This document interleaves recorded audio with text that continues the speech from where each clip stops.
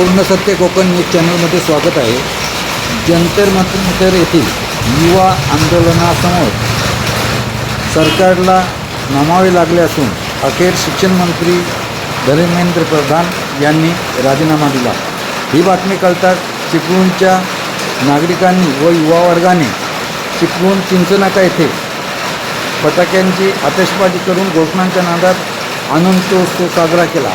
यावेळी मुराद अडरेकर, राजूभाई जाधव, पी.डी. पवार व अन्य मान्यवर तसेच विद्यार्थ्यांनी आपली माध्यमांना प्रतिक्रिया दिली। व्हिडिओ संपूर्ण पहा।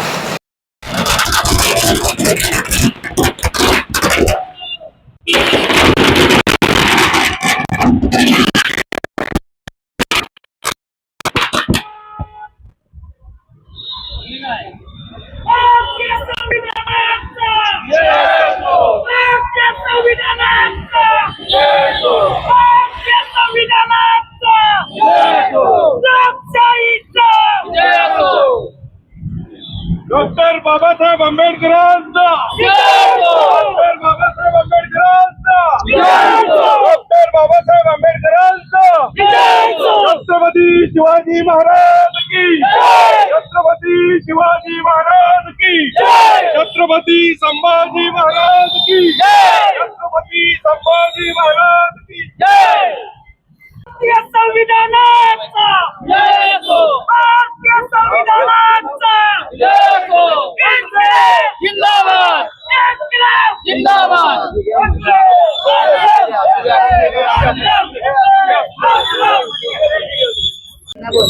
या असं राहूया ना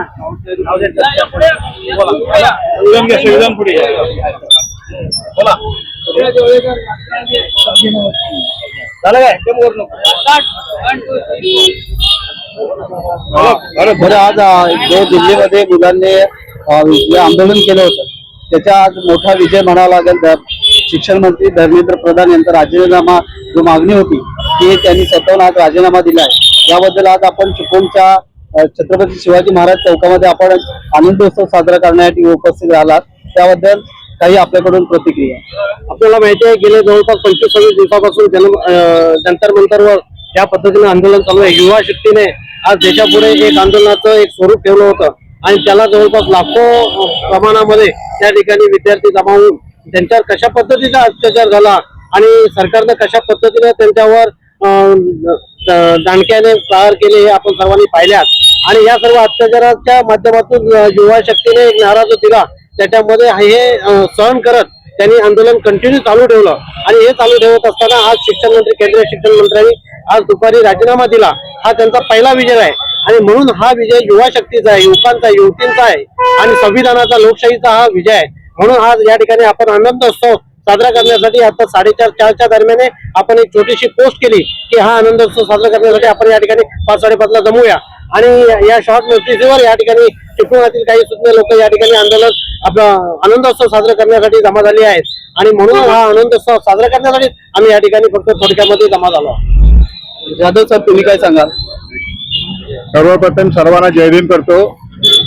आज लोकशाहीच्या आणि बाबासाहेबांनी दिलेल्या भारतीय राज्यघटनेचा विजय झाला असं मी समजतो। संपूर्ण देशभर विद्यार्थ्यांनी जे आंदोलन सुरू केलं होतं त्या आंदोलनात खऱ्या अर्थाने यश आलंय आणि सर्व जाती धर्माच्या लोकांनी या आंदोलनाला पाठिंबा दिला। खरं पाहिलं तर एवढी वेळ येण्याची गरज नव्हती। आपल्या सर्वांना माहिती असेल की प्रभू रामचंद्राच्या राम मंदिरातील विटा चोरीत जातात, त्यांच्यावर कुठले गुन्हे दाखल होत नाही, तर विद्यार्थ्यांवर लाठी हल्ला आणि गुन्हे दाखल होतात। ही अतिशय देशाच्या आणि लोकशाहीच्या दृष्टीने फार गंभीर बाब आहे। मी या विद्यार्थ्या संघटनेने जे आंदोलन केलं, माझा एक छोटासा सहभाग या आंदोलनाच्या माध्यमातून राहिलेला आहे। मग महाराष्ट्रात असेल किंवा जिल्ह्याच्या कानाकोपऱ्यात आमचे सर्व भीमसैनिक असतील अगदी पुऱ्या ताकदीनिशी या आंदोलनात उतरले।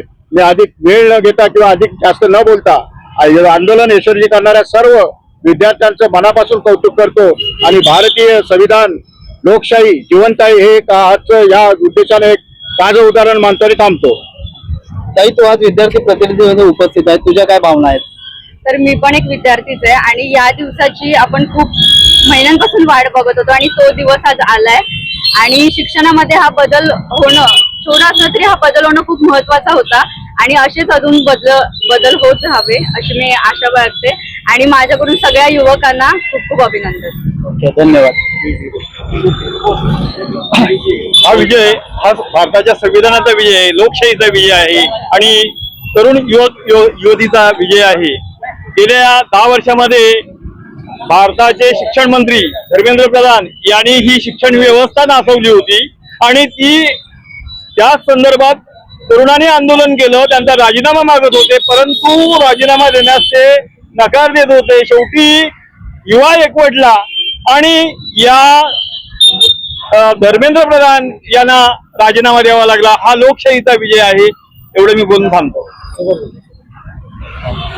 साहेब, आपल्या काय भावना आहे? आज खऱ्या अर्थानं आषाढी एकादशी आहे. म्हणजे आषाढी एकादशी म्हणजे पांडुरंगाच्या ठिकाणी आज संविधानिक देव आहे पांडुरंग म्हणजे तर संविधानिक देवाच्या ठिकाणी आपण म्हणजे पांडुरंगाच्या ठिकाणी पांडुरंगास बोलून सांगतो की आज संविधानाचा विजय झालाय. म्हणजे अहिंसेच्या मार्गातून आपण जो सत्याग्रह केला, ज्या अहिंसेच्या मार्गातून आपण जो क्रांती करण्याचं जे काम युवकांनी केलं, म्हणून संविधानिक म्हणजे आज आषाढी एकादशी दिवशी संविधानिक जो देव आहे त्याच्या दिवशी आज जर विजय प्राप्त झाला असेल आणि धर्मेंद्र प्रधान यांचा राजीनामा घेतला गेला असेल भारतीय संविधानाचा विजय भारतीय संविधानाचा भारतीय संविधानाचा इन्कलाब जिंदाबाद इन्कलाब जिंदाबाद इन्कलाब जिंदाबाद संविधानाचा विजय संविधानाचा विजय डॉक्टर बाबासाहेब आंबेडकरांचा विजय डॉक्टर बाबासाहेब आंबेडकरांचा विजय छत्रपती शिवाजी महाराज की जय छत्रपती संभाजी महाराज की जय लोकशाही जिंदाबाद लोकशाही जिंदाबाद लोकशाही जिंदाबाद भारतीय युवा शक्तीचा विजय भारतीय युवा शक्तीचा विजय. आज खर तर आषाढी एकादशी आणि अतिशय आनंदाचा दिवस जो लोकशाहीमध्ये आज घडला आहे. जंतर मंतरवर जे 35 ते 36 दिवस जे आंदोलन चाललं होतं सोनम वांगचुक यांच्या उपोषणासाठी उपोषण धरल्याने होतं आणि या धर्मेंद्र प्रधान या मंत्र्याचा जो राजीनामा झालाय, अतिशय सुंदर अशी गोष्ट आज या माझ्या तरी जीवनामध्ये घडलेली सुंदर अशी गोष्ट म्हणजे धर्मेंद्र प्रधान यांचा राजीनामा. खरंच लोकशाहीचा आज विजय झाला आहे. भारतीय संविधानामध्ये किती ताकद आहे ती आज दाखवून दिलंय. आणि एक बेबान मंत्री बोलला होता की काय आंबेडकर आंबेडकर बोलताय, आंबेडकर आंबेडकर, जी आंबेडकर आंबेडकर ही ताकद आहे.